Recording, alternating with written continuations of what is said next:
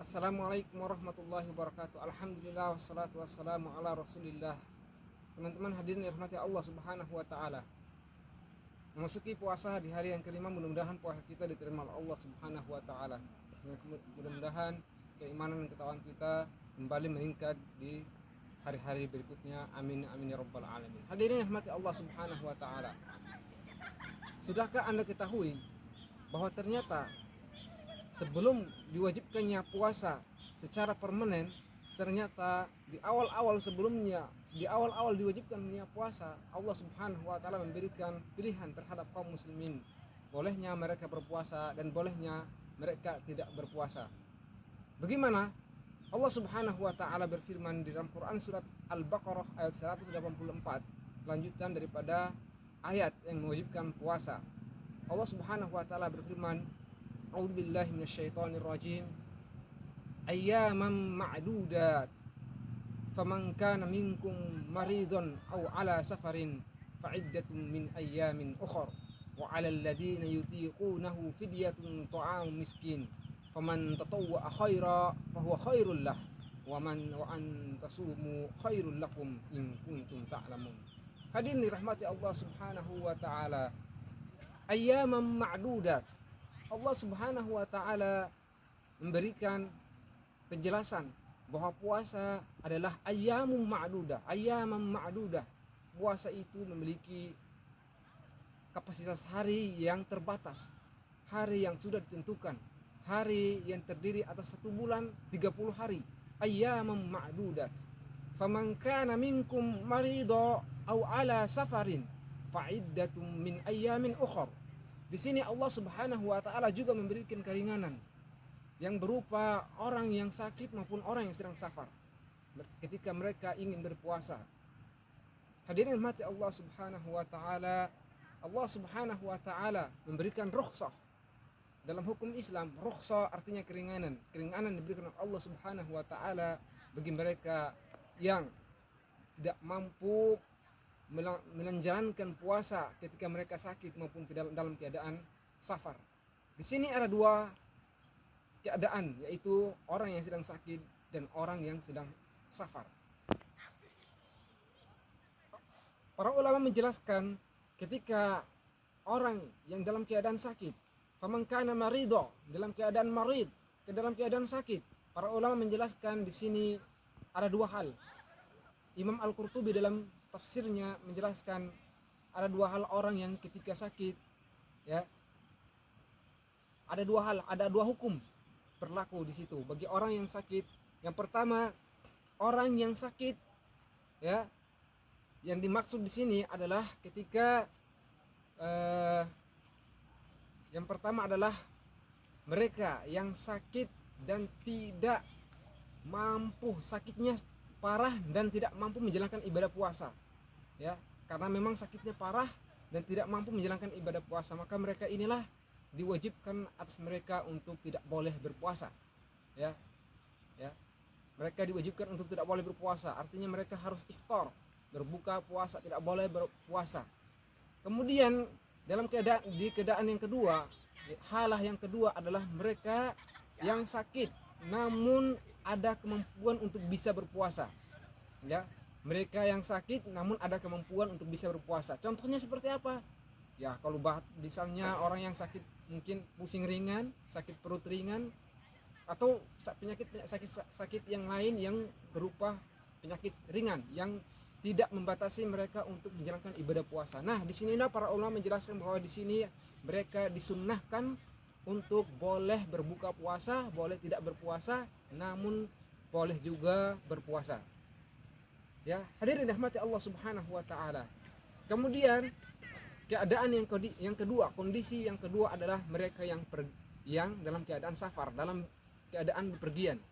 Bepergian di sini adalah safar yang memakan waktu yang cukup panjang. Ya, para ulama menjelaskan di antaranya di sini adalah ada beberapa pendapat dari para ulama yang berbeda di antara jarak safar yang harus ditempuh seseorang sehingga dia bisa mengambil rukhsah, keringanan dari Allah Subhanahu wa taala untuk tidak menjalankan ibadah puasa.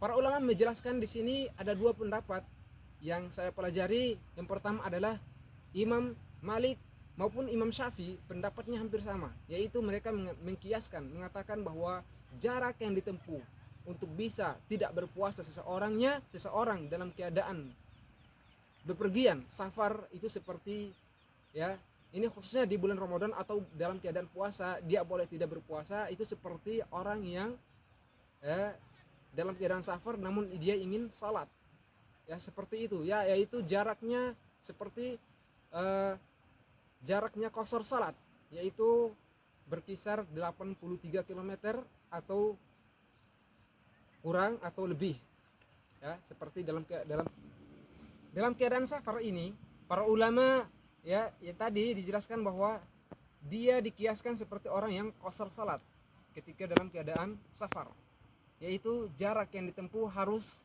berkisar 83 km atau 82 km atau sekitaran itu, ya. Di sini pun keadaan hukumnya sama seperti orang yang sakit tadi, yaitu yang pertama ketika dia safar bepergian, namun orang yang pergi safar ini, orang musafir ini adalah orang yang benar-benar tidak mampu menjalankan ibadah puasa karena sebab safar, mungkin karena dia pusing, mungkin karena dia tidak mampu menjalankan ibadah puasa ketika dia safar, maka dia diwajibkan untuk berbuka puasa, tidak boleh berpuasa, ya. Kemudian di keadaan yang kedua, dalam kondisi yang kedua adalah mereka yang dalam keadaan safar namun mampu menjalankan ibadah puasa, maka mereka disunnahkan untuk berbuka puasa, boleh berbuka puasa, boleh tidak berpuasa, boleh juga berpuasa. Mereka diberikan dua hukum, dua pembolehan.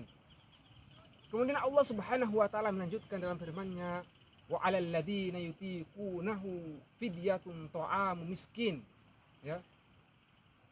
Sebelumnya ayat tadi, sambungan dari tadi adalah faman kana maridun aw 'ala safarin fa'iddatun min ayyamin ukhra. Dari orang yang sakit tadi dan orang yang dalam keadaan safar, ketika mereka tidak berpuasa dalam dua hal tersebut, dalam dua keadaan tersebut, mereka harus wajib mengqadha puasa mereka selama selama hari-hari yang mereka tidak berpuasa di bulan Ramadan.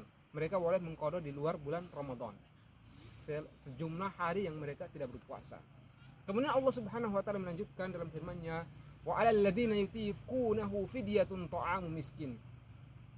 Dan barang siapa yang mampu melaksanakan, ya, wa 'alal ladzina yutiqunahu, barang siapa yang mampu menjalankan ibadah puasa, ya, wa 'alal ladzina yutiqunahu fidyatun ta'amu miskin, ya, mereka, ya, di sini di ayat, dari penggalan ayat ini adalah di mana Allah Subhanahu wa taala, ayat ini merupakan salah satu ayat yang dimansuhkan, yang dihapus, ya, yang dihapus hukumnya walaupun konteksnya masih ada. Allah Subhanahu wa taala dari firman-Nya, wa 'alal ladzina yutiqunahu fidyatun ta'amu miskin. Ayat ini para ulama menjelaskan bahwa ayat ini sudah dimansuhkan oleh Allah Subhanahu wa taala, sudah dihapus hukumnya, namun konteksnya masih ada. Walaupun ada pendapat yang mengatakan bahwa ayat ini hukumnya masih ada, yaitu di mana dari ayat ini adalah di awalnya diwajibkannya puasa, Allah Subhanahu wa taala memberikan pilihan bagi kaum muslimin, bolehnya mereka berpuasa dan bolehnya mereka tidak berpuasa, ya. Wa 'alal ladzina yutiqunahu, sehingga mereka yang mampu menjalankan ibadah puasa maka mereka berpuasa. Wa 'alal ladzina yutiqunahu fidyatun ta'amu miskin, ya. Di zaman dahulu pula orang yang mampu berpuasa mereka disuruh juga membayar fidyah, ya. Namun dari ayat ini adalah ada dua penafsiran. Wa 'alal ladzina yutiqunahu, dari kata yutiqunahu ada para ulama menjelaskan di situ ada dua pendapat. Yutiqunahu memiliki dua makna, yaitu yastati'unahu dan yang kedua la yastati'unahu. Makna yang pertama mereka yang mampu berpuasa silahkan berpuasa, dan mereka yang makna yang kedua mereka yang tidak mampu berpuasa silahkan boleh tidak puasa namun membayar fidyah. Inilah dua pilihan yang zaman dahulu awalnya diwajibkannya puasa, Allah Subhanahu wa taala memberikan dua pilihan, ya. Wa 'alal ladzina yutiqunahu fidyatun ta'amu miskin, ya. Bagaimana cara fidyah? Mereka memberi makan fakir miskin, ya, satu orang anak miskin setiap harinya, setiap jumlah hari yang mereka tidak berpuasa. Jika mereka tidak berpuasa sehari, maka mereka memberikan makan miskin seorang fakir miskin. Ya. Wa 'alal ladzina yutiqunahu fidyatun ta'amu miskin faman tatawwa khaira, dan barang siapa yang menginginkan puasa daripada it'amu miskin dan tidak berpuasa, ya, tatawwa khairan fahuwa khairul lah, maka itulah lebih baik. Barang siapa yang memilih puasa daripada iftar dan memberikan fidyah, maka itu lebih utama. Wa huwa khairul lah wa antasumu khairul lakum in kuntum shadiqin. Maka Allah Subhanahu wa taala mengatakan, maka lebih baiklah kalian berpuasa karena sesungguhnya demikianlah, ya, yang lebih baik bagi kalian jika kalian mengetahui hukum daripada puasa itu sendiri. Alhamdulillah, demikian. Wabillahi taufiq wal hidayah. Wassalamualaikum warahmatullahi wabarakatuh.